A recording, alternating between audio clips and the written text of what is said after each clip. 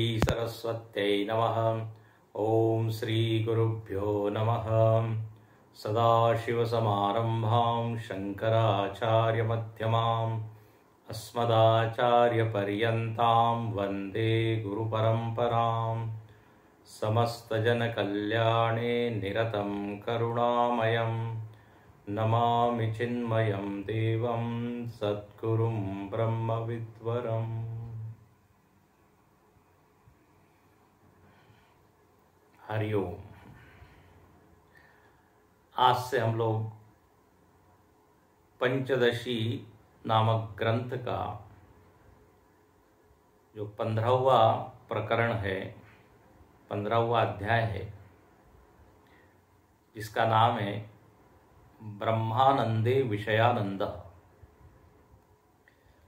इसका प्रारंभ करने जा रहे हैं। परंपरा ये है कि जब हम किसी भी ग्रंथ का अध्ययन करते हैं तो ग्रंथकार के विषय में थोड़ा परिचय प्राप्त कर लेना चाहिए। पंचदशी के रचनाकार परम पूज्य, परम आदरणीय, परम वंदनीय श्री विद्यारण्य स्वामी जी है। विद्यारण्य स्वामी जी का जीवन परिचय हम लोगों ने पहले देखा है। चिन्मय मिशन नासिक यूट्यूब चैनल पर पंचदशी के कुछ प्रकरणों पर पहले प्रवचन किए थे, तो वो उपलब्ध है। उसमें जब पंच महाभूत प्रकरण लिया था तो उस समय विद्यारण्य स्वामी जी का विस्तार से जीवन हम लोगों ने देखा था। जिन लोगों ने वो नहीं देखा है वो देख सकते हैं। तो आज हम संक्षेप में परिचय देखकर ग्रंथ में प्रवेश करेंगे। पंचदशी में 15 अध्याय है, इसलिए उसका नाम है पंचदशी। इन 15 अध्याय को 3 भागों में बांटा है। पहले 5 भागों को कहा है विवेक प्रकरण, दूसरे 5 को कहा है दीप प्रकरण, और अंतिम 5 प्रकरणों को कहा है आनंद प्रकरण।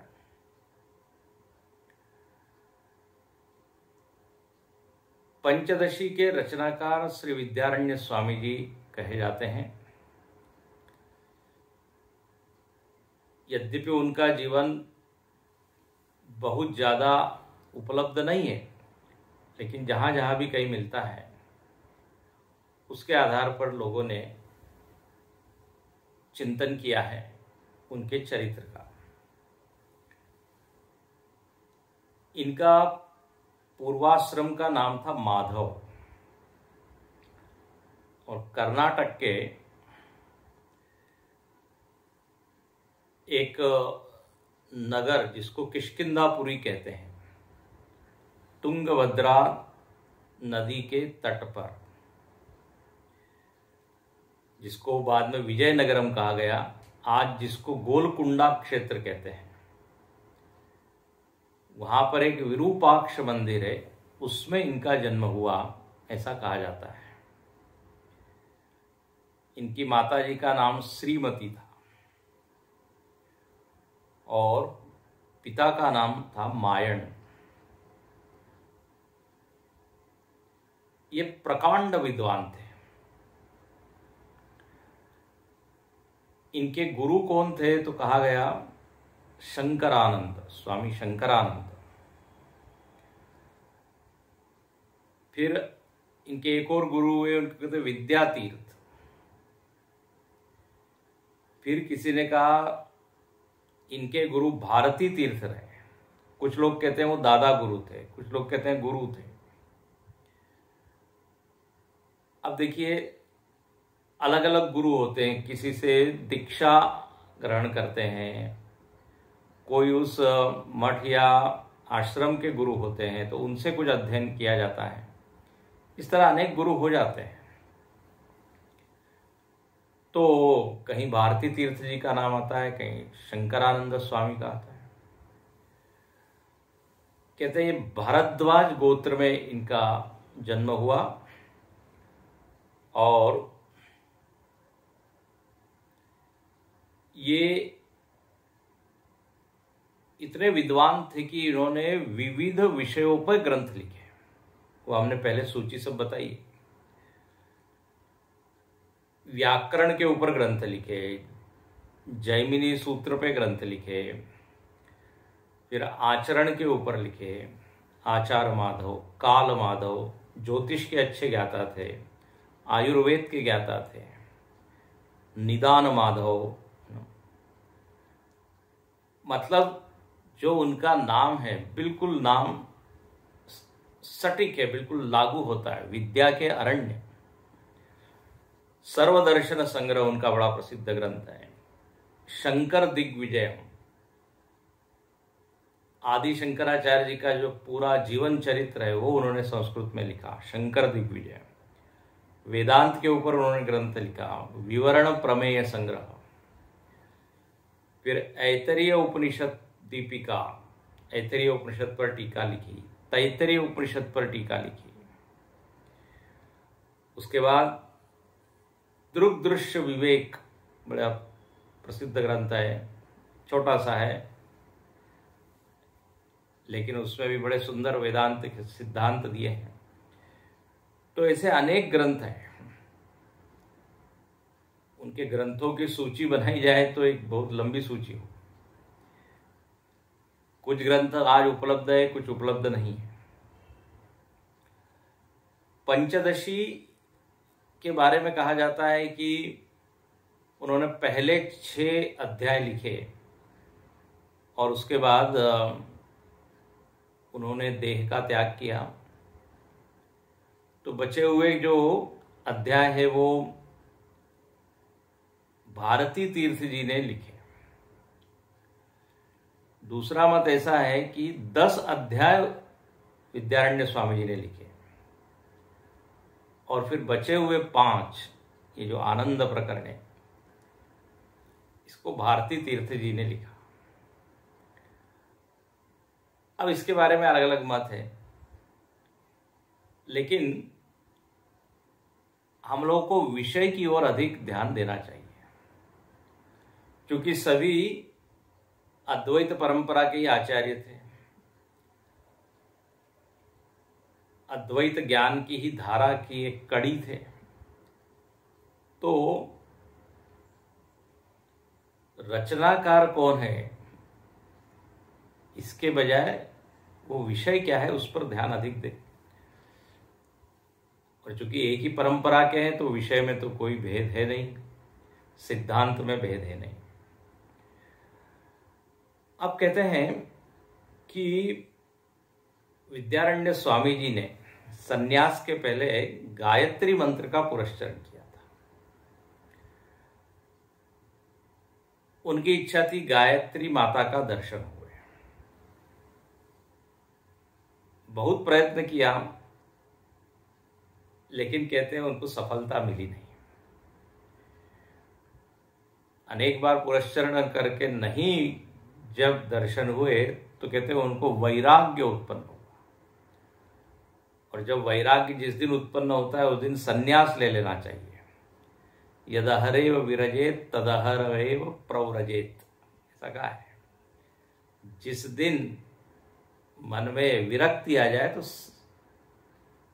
आत्मेच्छा व्यवसीयताम निज गृहात् तूर्णम विनिर्गम्यताम,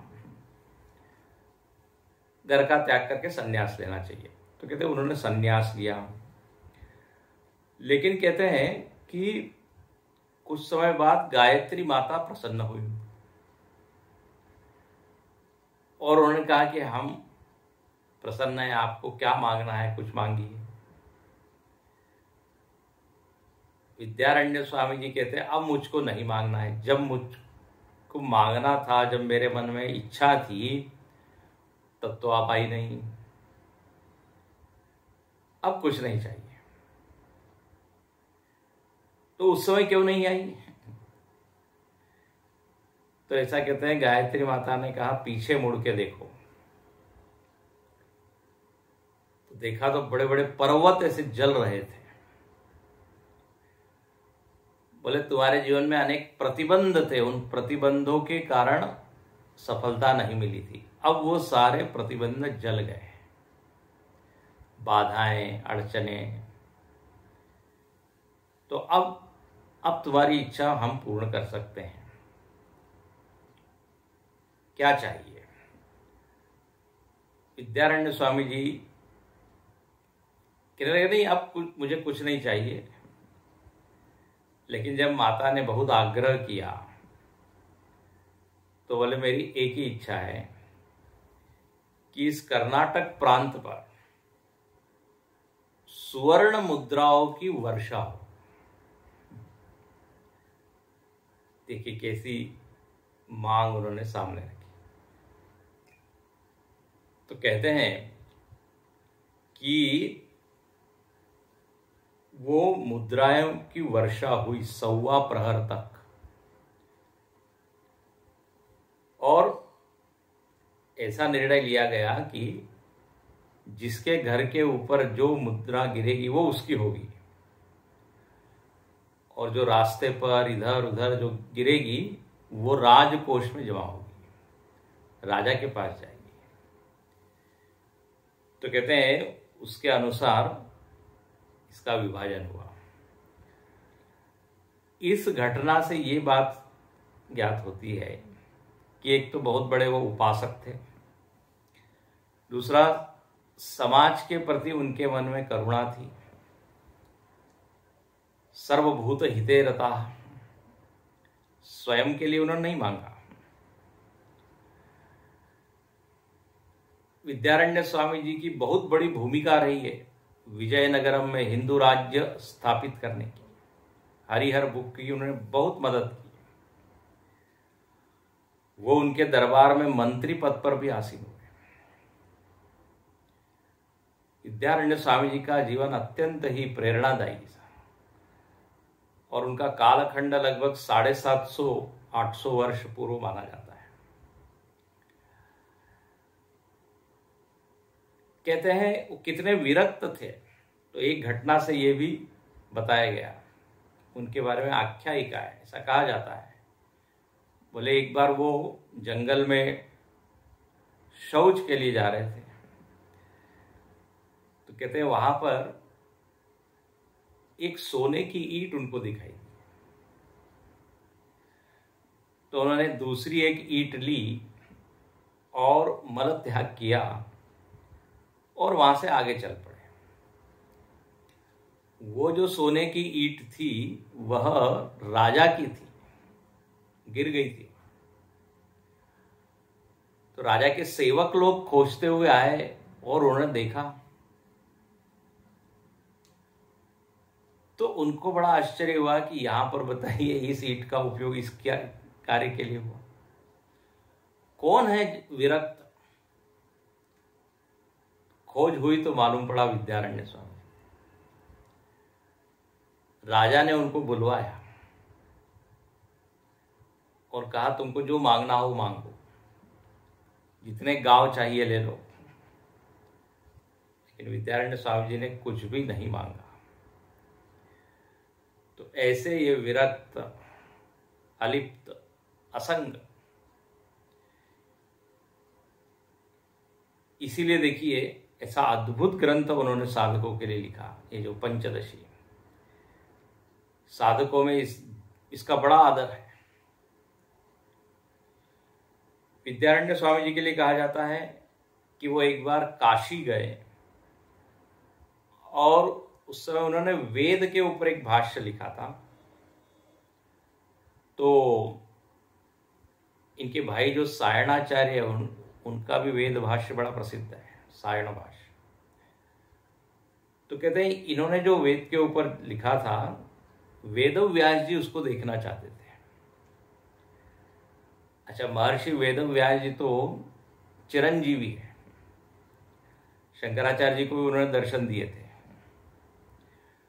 वेद व्यास जी ने जब इनका भाष्य देखा तो कहते हैं कि इतने प्रसन्न हुए वो, बोले इसमें एक भी त्रुटि नहीं है, एक भी गलती नहीं है। बोले आज से तुम्हारा नाम विद्यारण्य होगा, विद्या के अरण्य। तो ऐसा कहा जाता है, महर्षि वेदव्यास जी ने इनको ये नाम दिया। अब इस पंचदशी के ऊपर अनेक टीकाएं हैं, लेकिन एक प्रसिद्ध टीका, एक रामकृष्ण टीका, बहुत विद्वान हुए रामकृष्ण जी, और ये विद्यारण्य स्वामी जी और भारती तीर्थ के बड़े उच्च कोटि के शिष्य हैं। तो उनकी टीका के सहारे लोग इस ग्रंथ का अध्ययन करते हैं। जैसे हमने कहा, इस ग्रंथ के कुछ अध्याय हमने पहले लिए थे, कोरोना के समय या और पहले, तो वो आप देख सकते हैं, उपलब्ध है इसी चैनल पर। अब इस बार जो हम विषय ले रहे हैं वो है अंतिम अध्याय। कुल मिला के इसमें 15 प्रकरण या 15 अध्याय है। अब कोई कहेगा महाराज पहले क्या आपने छोड़ दिए, तो लिंक नहीं लगेगी, उसमें कुछ कड़ी नहीं जुड़ेगी। लेकिन एक बात यहाँ पर देखने की है कि एक एक प्रकरण यहाँ पर एक स्वतंत्र ग्रंथ के रूप में देख सकते हैं। एक एक प्रकरण स्वतंत्र ग्रंथ की योग्यता रखता है, इसलिए आप किसी भी अध्याय को स्वतंत्र रूप से पढ़ सकते हैं। अंतिम अध्याय में आनंद के बारे में बताया है। नाम है ब्रह्मानंदे विषयानंद। इसके पहले भी 4 अध्याय है, उसमें भी आनंद ही है। ब्रह्मानंदे विद्यानंद, ब्रह्मानंदे योगानंद, ब्रह्मानंदे अद्वैतानंद। इस तरह से ये आनंद आनंद ही विषय है। और आनंद का ऐसा विषय है कि जिसके ऊपर चर्चा सब करना चाहते हैं। आनंद नाम का जो विषय है वो सबके दिल के करीब का है, क्योंकि पूरी सृष्टि में जितने प्राणी हैं वो सब प्राणी इसी प्रयोजन को लेके जी रहे हैं, सुखम में भूयात। ये तो ये आनंद के बारे में लोग उत्सुक हैं। जहां उनको मालूम पड़ता है कि आनंद के बारे में कुछ बताया जा रहा है, और जरूर सुनना चाहिए। बड़े बड़े कॉरपोरेट्स और मैनेजमेंट के जो ग्रुप्स होते हैं उनमें भी इस विषय को लेकर चर्चा होती है। Secret of happiness, art of happiness, जीवन को आनंद कैसे बनाएं, आनंद की क्या कला है, क्या रहस्य है, टिप्स फॉर हैप्पी लिविंग। हमारे गुरुजी ने एक ग्रंथ लिखा, आनंद सूत्राणी। तो दुख के बारे में तो कोई ज्यादा चर्चा नहीं करना चाहता। हाँ, खुशी, प्रसन्नता, सुख, इसके बारे में कुछ बताइए। आनंद की ऐसी बात है कि इसकी डिमांड तो बहुत है लेकिन सप्लाई बहुत कम है। मांग बहुत है, आपूर्ति कम है।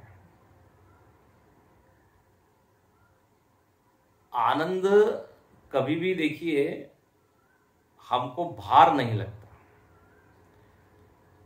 दुख जो है थोड़ा भी मिले तो भार लगता है। आनंद से व्यक्ति कभी ऊबता नहीं है, बल्कि उसमें और रमना चाहता है। लेकिन आनंद के अलावा दुख है, रोग है, तनाव है, चिंता है, ये सब चीजें भार हो जाती है, मन उससे भारी हो जाता है, मूड हमारा खराब हो जाता है। पूज्य गुरुदेव ने चिन्मय मिशन का जो लक्ष्य रखा हो उसमें भी आनंद है। अधिक से अधिक लोगों को अधिक से अधिक समय के लिए अधिक से अधिक आनंद देना, यही ध्येय है। और ये ध्येय ज्ञान से पूरा होता है, आत्मज्ञान से, ब्रह्म ज्ञान से, भगवान की अहेतु की भक्ति से, अकारण भक्ति से, ज्ञान भक्ति, ये सब उसके उपाय हैं। तो यहां पर इस आनंद को लेकर बहुत विस्तार से विश्लेषण किया गया, चिंतन किया गया।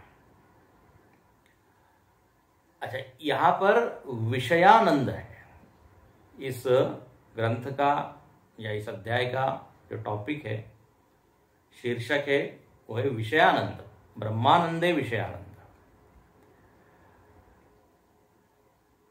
विषयानंद का अर्थ क्या?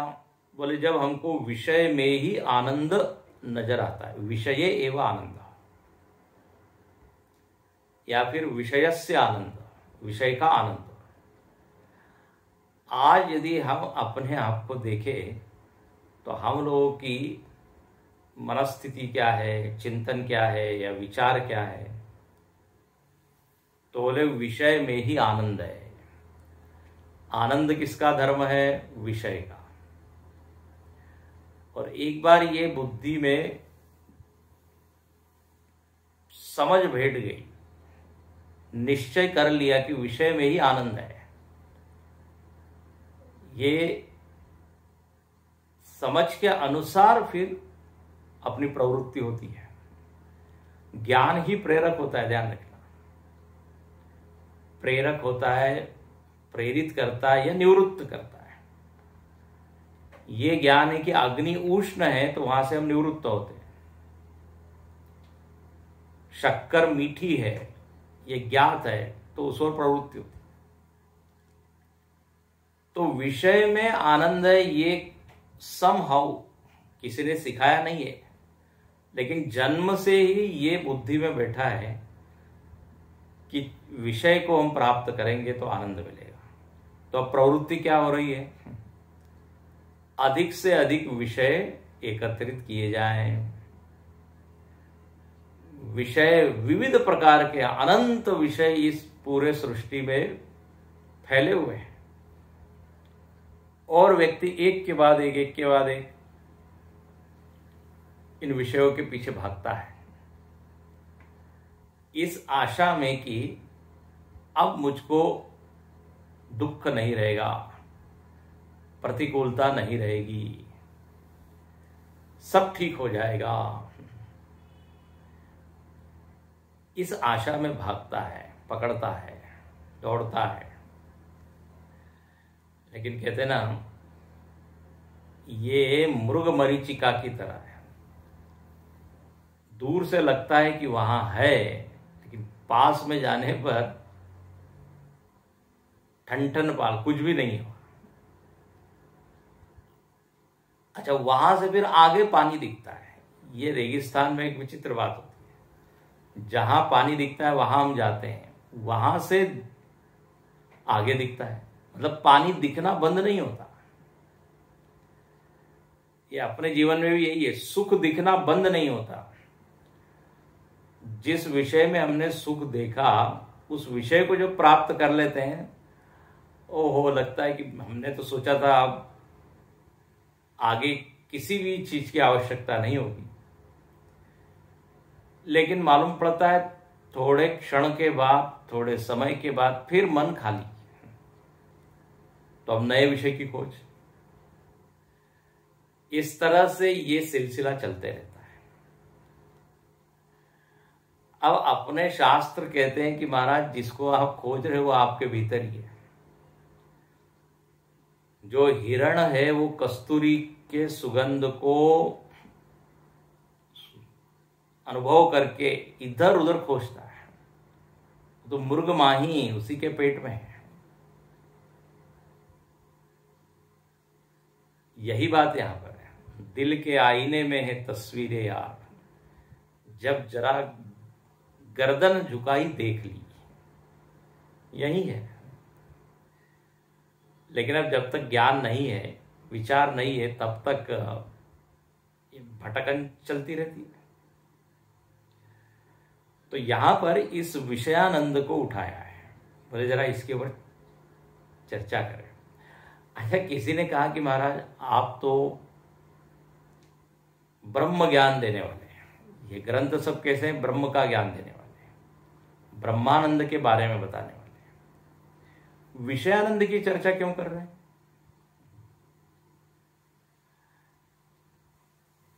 किसी ने कहा शायद इसलिए कि जीवन संपूर्ण तभी होगा जब ब्रह्मानंद प्लस विषयानंद का अनुभव होगा। केवल ब्रह्मानंद मतलब अधूरा। बोले आपको ब्रह्म का आनंद तो मालूम है, लेकिन खाने पीने का तो आनंद मालूम ही नहीं है, घूमने का आनंद मालूम ही नहीं है, विषय भोगों का तो आनंद मालूम ही नहीं है। शायद इसलिए लिख दिया हो। विषयानंद के बारे में जरा कर लेते हैं विचार। हालांकि ये प्रयोजन नहीं है, ये मोक्ष शास्त्र है, इसमें विषयों का जो वर्णन है, विषयानंद का वर्णन है, वो विषय में फंसाने के लिए नहीं है, भोगों की ओर ले जाने के लिए नहीं है। हम देखेंगे यहां पे पहले ही श्लोक में आया है कि ये विषयानंद का वर्णन इसलिए हो रहा है कि ये भी अंततः ब्रह्मानंद का ही एक अंश है।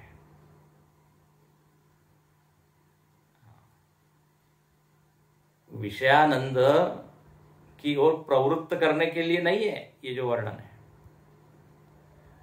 नहीं तो किसी ने कहा आपको ब्रह्मानंद तो मिल गया, सिनेमानंद तो मिला ही नहीं। हाँ, आइसक्रीम आनंद तो मिला ही नहीं, वो तो आपने लिया ही नहीं। तो बोले उसको भी जानना चाहिए, उसका भी आनंद लीजिए। बोले नहीं, यहां पर विषय का वर्णन केवल इसलिए किया जा रहा है कि आनंद का एक ही स्रोत है, वो है ब्रह्म। बोले फिर ये विषयानंद क्या है? बोले इसका एक अंश है। अब चूंकि आज हम लोग इस विषयानंद से ही परिचित है, इसलिए ग्रंथकार इस विषयानंद का वर्णन करके ब्रह्मानंद तक ले जाते हैं। बहुत ही सुंदर है, पंचदशी अद्भुत ग्रंथ है। वेदांत के लगभग सारे सिद्धांत इसमें आए हैं, वेदांत विचार हुआ है और युक्ति से हुआ है। मुख्य मतलब यहां युक्ति प्रधान है, तर्क। इसलिए जो बुद्धिवादी लोग हैं उनको ये ग्रंथ बड़ा अच्छा लगता है, क्योंकि जो भी यहां पे बताया जाएगा उसको तर्क से पुष्ट किया गया। तो आइए इस अध्याय में हम प्रवेश करें। पहला श्लोक देखते हैं। अथात्र विषयानंदो ब्रह्मानंदांश रूप भाग निरूप्यते द्वारभूतः तदंशत्वं श्रुतिर्जगौ। फिर से पढ़ेंगे।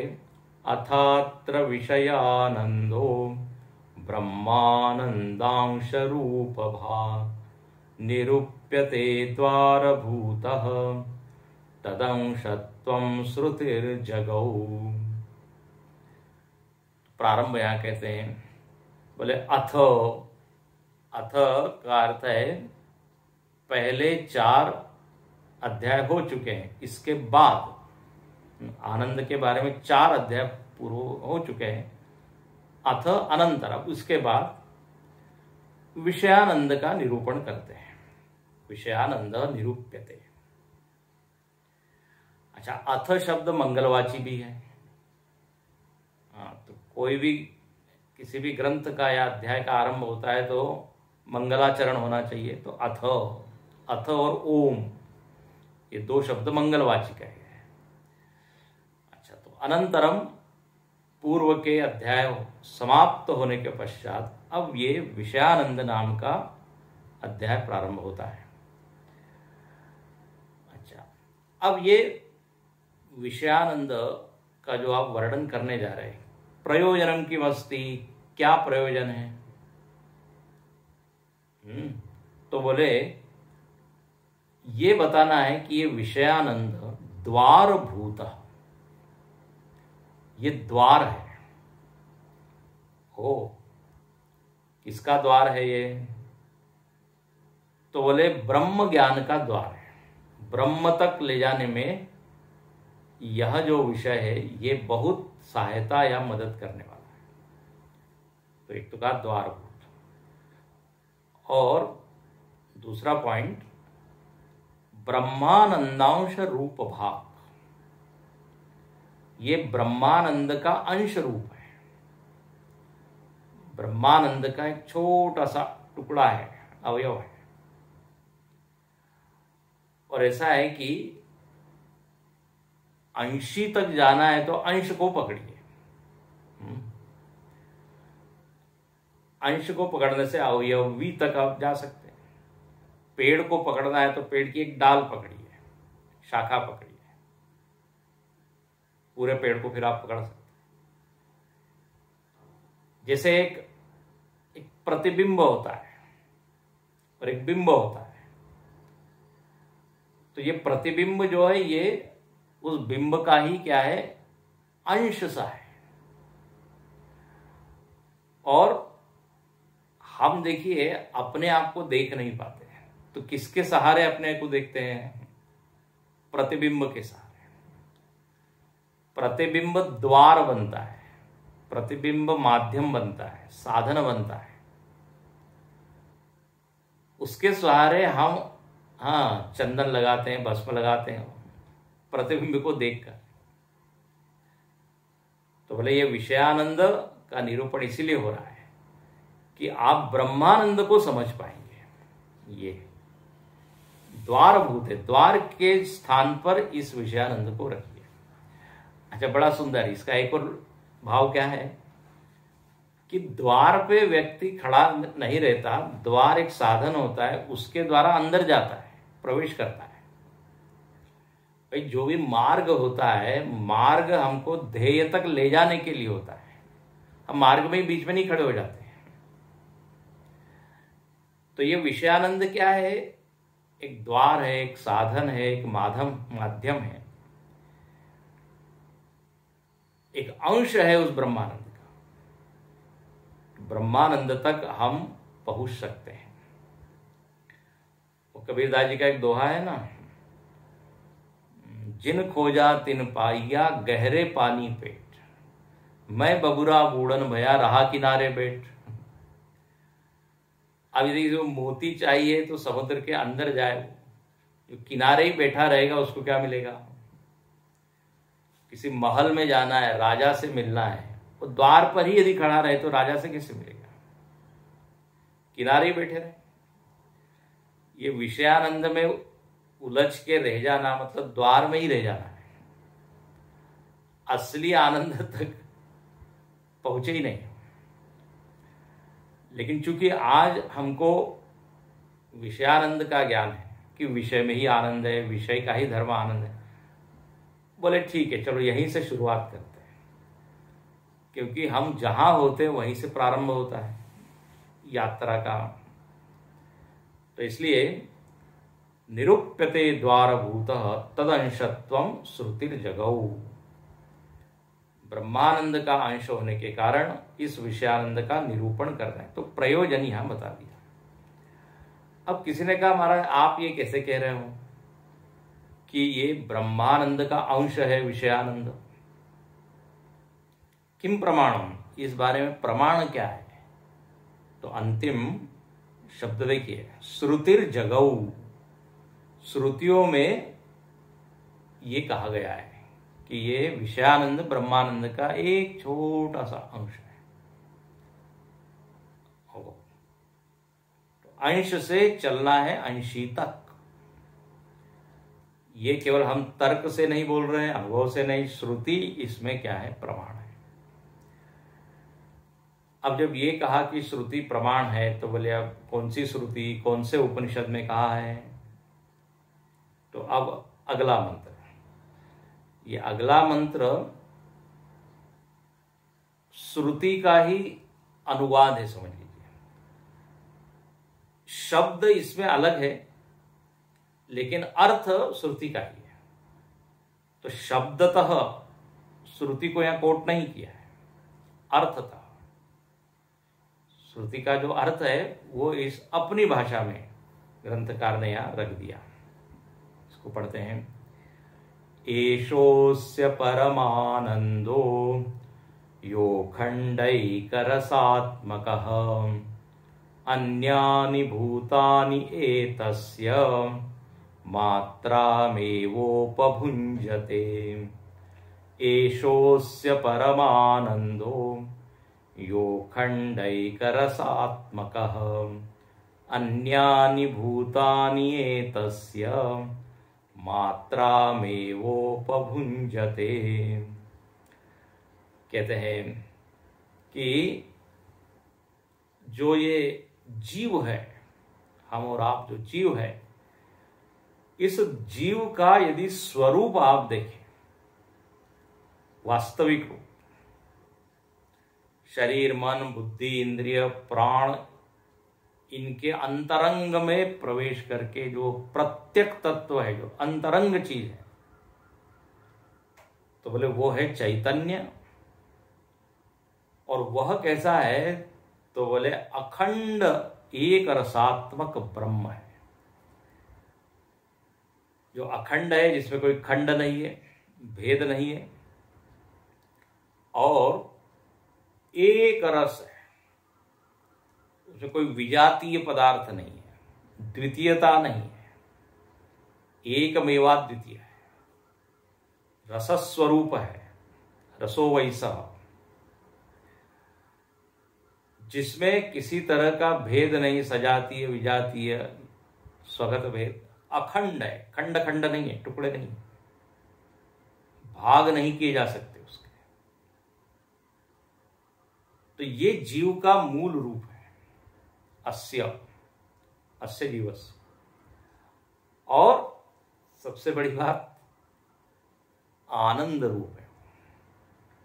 और सामान्य आनंद नहीं है आत्मा का जो आनंद है। कैसा है? कि परमानंद, परमानंद है। तो अपना स्वरूप कैसा है? तो बोले एकमेवा द्वितीय अखंड आनंद स्वरूप। अच्छा, और कहते हैं जगत में जो जितने आनंद है, अब आप देखिए कितने तरह के आनंद जगत में है, उसकी तो कोई गिनती नहीं है। हर प्राणी का एक अपना आनंद है। चींटी को एक आनंद का अनुभव हो रहा है, कुत्ते को हो रहा है, बिल्ली को हो रहा है, यक्ष, किन्नर, देवता, मनुष्य, प्राणी, सब लोग थोड़ा थोड़ा आनंद अनुभव करते हैं।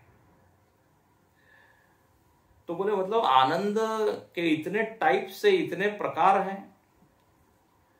बोले ये सारे के सारे आनंद अन्यानि भूतानि एतस्य मात्रम एव उपभुञ्जते। इस परमानंद की एक मात्रा है, एक अंश है। चींटी को भी यदि आनंद मिल रहा है तो उस ब्रह्मानंद का एक बारीक सा अंश है। आनंद जो है वो केवल ब्रह्म का ही धर्म है। तो अन्यानि भूतानि, जितने भी भूत है वो इस ब्रह्मानंद के एक अंश से सुखी होते हैं, आनंदित होते हैं। अच्छा, ये बात रामायण में भी गोस्वामी जी ने कही है। जो आनंद सिंधु सुख राशि सीकरते त्रैलोक सुपासी। बोले राम जी कौन है? बोले आनंद के सागर, परमानंद रूप है, ब्रह्मानंद रूप है। त्रिलोक जो है, त्रिलोक के जितने प्राणी हैं वो इनके एक एक अंश से सुखी होते हैं। सीकरते त्रैलोक सुपासी, इसलिए राम जी का नाम लिखा है राम। राम मतलब जो आनंद रूप है। सो सुख धाम राम असनामा अखिल लोक दायक विश्राम। तो राम मतलब ब्रह्मानंद, रम धातु से बनता है, जिसमें लोग रमते हैं। सब लोग देखिए आनंद में ही रमते हैं। अच्छा, मनीषा पंचकम नाम का एक ग्रंथ है, आदि शंकराचार्य ने लिखा, उसमें भी अंतिम श्लोक में बिल्कुल यही बात लिखी जो यहां पर पंचदशीकार कह रहे हैं। यत् सौख्याम्बुधिलेशलेशत इमे शक्रादयो निवृता यच्चित्ते नितरां प्रशांत कलने लब्ध्वा मुनिर्निर्वृतः यस्मिन्नित्य सुखाम्बुदौ गलितधि ब्रह्मैव न ब्रह्मवित् यः कश्चित् स सुरेन्द्र वंदित पदो नूनम मनीषा मम। बोले ये ब्रह्मानंद कितना बड़ा है, उसकी कोई सीमा नहीं है। ये दिखाने के लिए कहते हैं कि जिसके एक बूंद से, यत् सौख्याम्बुधि, अंबुधि समुद्र, ये ब्रह्मानंद समुद्र है आनंद का, जिसके एक बूंद से शक्रादयो निवृत्ता। ये शक्र मतलब इंद्र, इंद्र आदि उसकी एक बूंद का आस्वादन करते हैं। इसका अर्थ ये है कि इंद्र को जो आनंद मिल रहा है वो ब्रह्मानंद की तुलना में 1 ड्रॉपलेट है। और इसलिए कहते हैं यः कश्चित् स सुरेंद्र वंदित पद। ब्रह्म ज्ञानी की पूजा कौन करता है? बोले सारे बड़े बड़े देवता लोग, क्योंकि वो जानते हैं कि हम लोगों से कई गुना आनंद इस ब्रह्म ज्ञानी के पास है। तो यहां पर जो बात कही है वो उपनिषदों में भी आती है, ग्रंथों में भी आती है कि अंश रूप बृहदारण्यक उपनिषद की श्रुति है। एशास्य परमागति रेशास्य परमा संपत् एशोस्य परमो लोक एशोस्य परमा आनंद। इसी का अनुवाद लगभग यहाँ पे पंचदशीकार ने किया है। ये तस्सैवानंदस्यानि भूतानि मात्राम उपजीवती, बृहदारण्यक की श्रुति है। तो उपभुंजते, सारे भूत लोग उपभुंजते मतलब भोग करते हैं, अनुभव करते हैं एक अंश को। इस तरह यहां पर कहा। तैत्तरीय उपनिषद में भी यदि आप देखें तो वहां पे भी आनंद की मीमांसा की गई है, बहुत ही सुंदर है। और वहां आनंद को नापा गया है, मेजर किया गया है, और आनंद की इकाई बनाई गई, यूनिट ऑफ हैप्पीनेस और ब्लिस। तो अगर वर्णन आता है कि एक मनुष्य आनंद क्या है, तो बोले जो युवा है, युवात् स्यात् युवाध्यायक आशिष्टो दृढ़िष्टो वरिष्ठ तस्येयं पृथ्वी सर्वा वित्तस्य पूर्णा स्यात् स एको मानुष आनंद। बोले जो व्यक्ति युवा है प्रथम वया, और जो कैसा है साधु है, और साधु मतलब सज्जन है, अध्यायक अधीत वेद जिसने वेद का अध्ययन किया है, आशिष्ट मतलब आज्ञाकारी है, क्षिप्रकारिषु मध्य स्वयं अतिशयत्वात्, शंकराचार्य लिखते हैं। तो जो युवा है, सज्जन है, संस्कारी है, आज्ञा पालन करता है, गुरु की का आदर करता है, दृढ़िष्ठ अपने ध्येय के बारे में जिसने दृढ़ संकल्प किया है, बलवान है, और जिसके पास सारी पृथ्वी का जो धन है वो है। बोले ऐसा जो मनुष्य है उसके पास जो आनंद होगा वो एक मानुष्य आनंद, 1 यूनिट ऑफ ह्यूमन ब्लिस।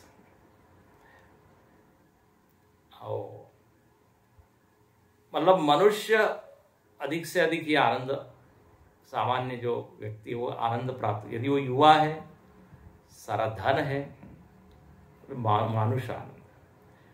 फिर कहते हैं इससे 100 गुना आनंद मनुष्य गंधर्वाणाम आनंद। जो मनुष्य क्या बन जाता है? गंधर्व बन जाता है। उस गंधर्व को इस आनंद से 100 गुना ज्यादा आनंद मिलता है। फिर मनुष्य गंधर्व के पास जो आनंद है उससे 100 गुना आनंद किसके पास है? देव गंधर्वाणाम आनंद, देव गंधर्व के पास। अब ऐसा क्रम बताया है। फिर उनसे भी ऊपर कौन है? तो बोले चिरलोक लोकानाम आनंद, पितृणाम, पितरों का आनंद है। उससे 100 गुना आनंद किसका है? तो बोले कर्मदेव। उससे 100 गुना आनंद किसका है? तो देव, देवता कोटि में है। फिर देवताओं का जो राजा है इंद्र, उसके बाद देवताओं से 100 गुना ज्यादा आनंद है। फिर ब्रह्मा जी के पास है, फिर बृहस्पति, फिर ब्रह्मा जी। और कहते हैं ब्रह्मा जी के पास जो आनंद है वो इस ब्रह्मानंद का क्या है? एक छोटा सा अंश है। अब बताइए, ब्रह्मा जी को यदि एक छोटा सा अंश है तो हमारा तो अंश का भी वो टुकड़े टुकड़े टुकड़े कर दिए। अभिप्राय यहां पर यह है कि सर्वोच्च आनंद ब्रह्मानंद है। जब तक वो आनंद हमको मिलता नहीं तब तक इस विषयानंद से ही हम काम चलाते हैं। तो यहां पर एक अपने भीतर एक कल्पना बने कम से कम, कि वो हो एक चित्र बने कि वो आनंद कितना बड़ा होगा। इसलिए यहां पर लिखा कि मात्रा में सारे भूतों के पास छोटा सा भाग उसका है। अब बोले आप इतना बता रहे हैं विषयानंद के बारे में, तो थोड़ा विस्तार से बताइए कि ये विषयानंद एक अंश है, कैसे? तो अब यहाँ तीसरे श्लोक से प्रारंभ किया जाता है, वो हम देखेंगे अब अगले कक्षा में। ओम पूर्णमदः पूर्णमिदं पूर्णात् पूर्णमुदच्यते पूर्णस्य पूर्णमादाय पूर्णमेवावशिष्यते। ओम शांति शांति शांति। हरि ओम। श्री गुरुभ्यो